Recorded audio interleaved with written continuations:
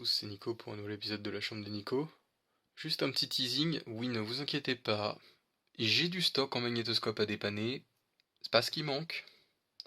J'ai acheté un lot de magnétoscopes et du coup voilà, c'est pas ce qui manque. Bon, le Mitsubishi vous l'avez déjà vu.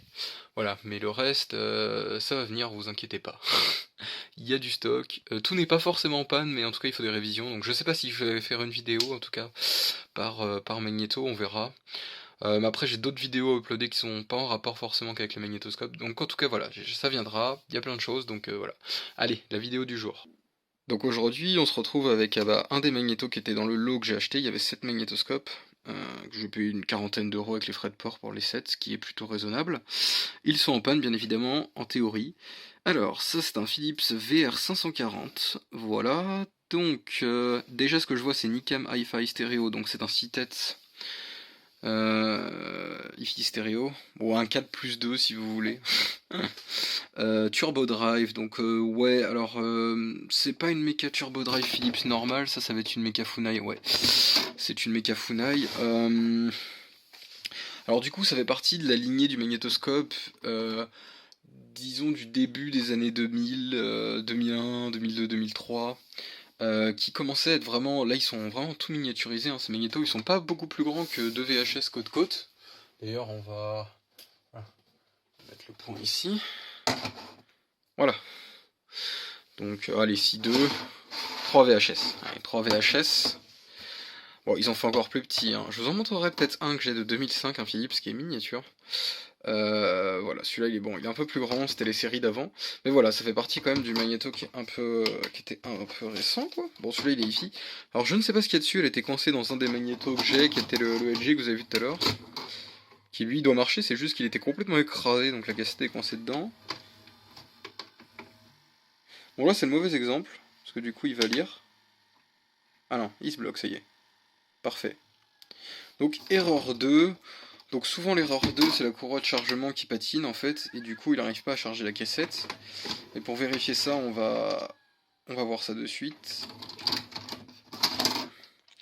Allez, je vais ouvrir le couvercle et je reviens vers vous. Alors la vis était ultra bien serrée, alors je pense pas qu'il ait été déjà démonté lui.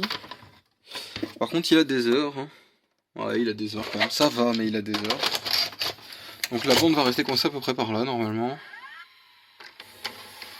Ah non, il fait un threading, ok.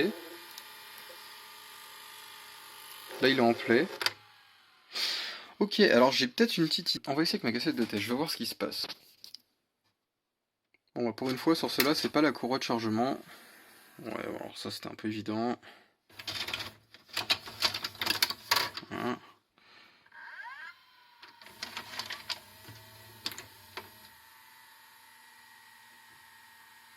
Hein, ce serait le mode switch?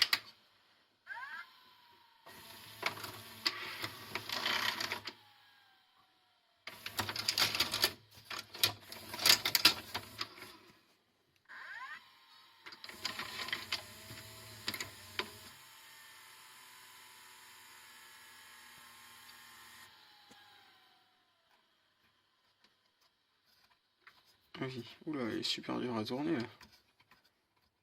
Comment ça se fait que c'est aussi dur à tourner?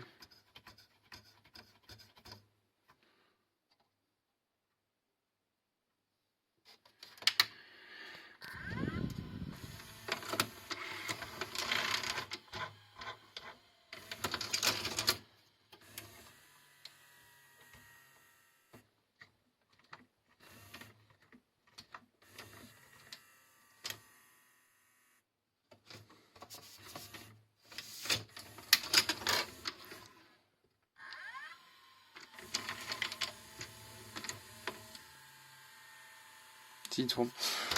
Je sais pas pourquoi. J'ai envie de faire le mode switch sur celui-là, déjà, pour commencer. Alors, sur ces méca Funai, je sais plus où c'est. Je sais plus si j'en ai déjà fait de cela. Mais il y a un engrenage qui glisse ou quoi? On va regarder, c'est peut-être la courroie du cabestan qui est en dessous. On va voir. De toute façon, vous savez quoi, là je vais l'ouvrir plus loin que ça. Hop. Alors sinon oui, ce qu'on peut regarder, regardez comment la carte d'alimentation, la miniature, elle fait même pas qu'alimentation, elle fait totalement, enfin c'est la taille de la carte mère du magnétoscope, hein. Elle est toute petite. C'était vraiment les dernières séries, ça. Bon, bah celui-là serait bien de le sauver, parce que c'est quand même cool. Bon, c'est un Funai, hein, mais c'est du hi-fi stéréo, donc c'est plutôt cool. C'est pas un magnétoscope mono, donc bon. Allez, je reviens vers vous, je vais démonter plus loin la méca. C'est comme le Toshiba de l'autre fois. Tout est soudé. Donc il y a là, là. Enfin, c'est soudé un peu partout. Comme d'hab. Donc là, je l'ai enlevé. Alors le truc un peu plus difficile, c'est que ici, la nappe de la tête est soudée directement. Sauf qu'il y a le shielding, enfin le blindage qui gêne. Bon, c'est un peu plus chiant. Je m'en suis pas trop mal sorti. Alors, c'est une histoire de vitesse, ça peut aussi être...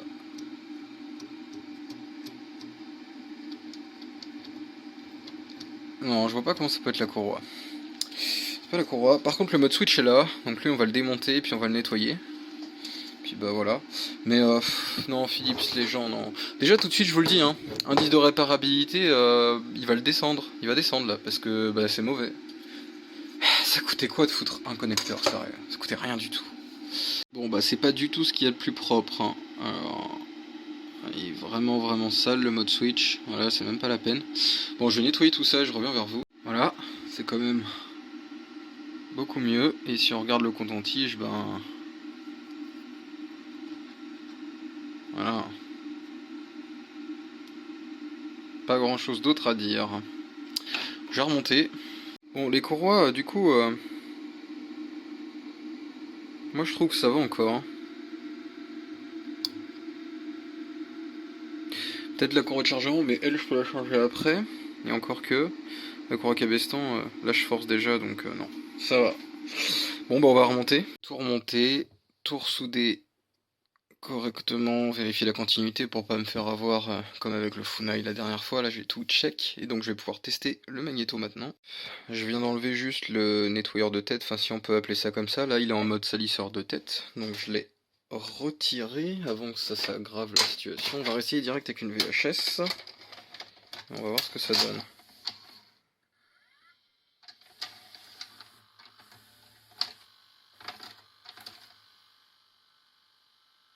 Ok, donc ça c'est une VHS du commerce, donc il est passé en mode play apparemment.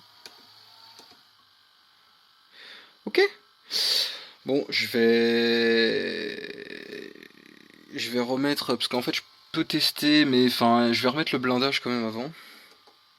Bon là je pense qu'il fonctionne si je fais un eject. Où est-ce que c'est ça? Ce serait pas celle-là. Limite stop, ça si c'est eject.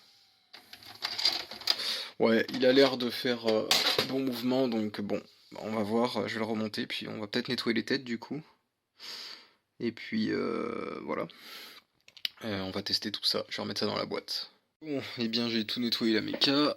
Donc les passages de bande, la tête de contrôle était un peu sale.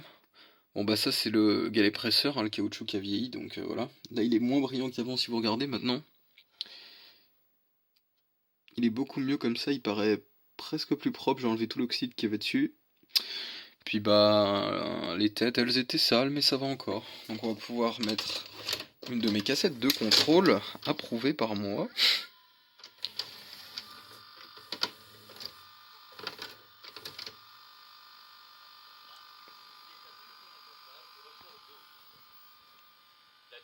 Eh bien c'est bien.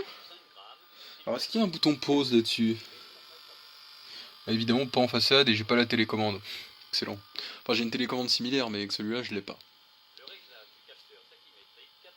Oh là là, l'enfer de la mécagée.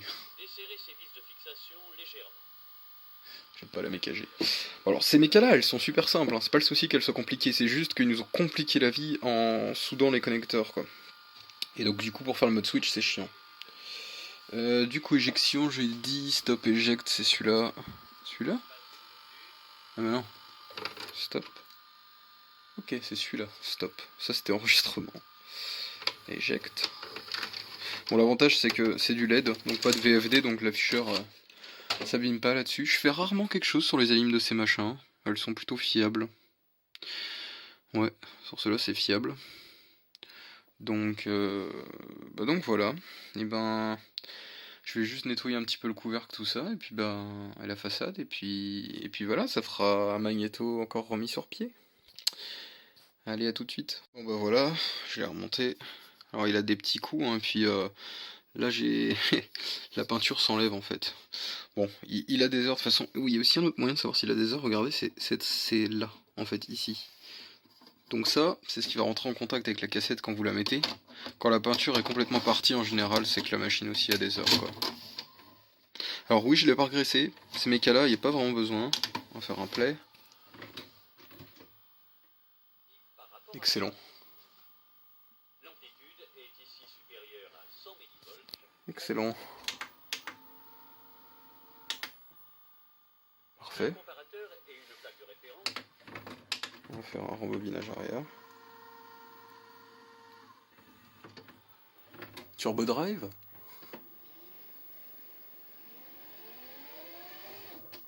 Waouh.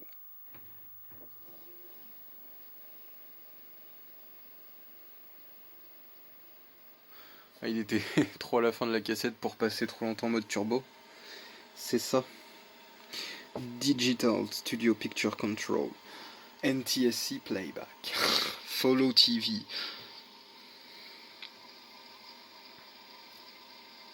Bon, après, voilà, hein, c'est un rien de spécial, mais bon, il est hi-fi stéréo.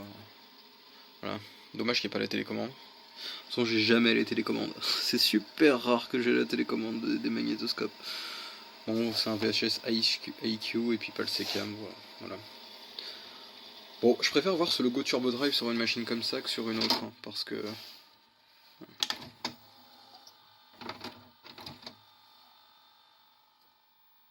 On va faire lecture.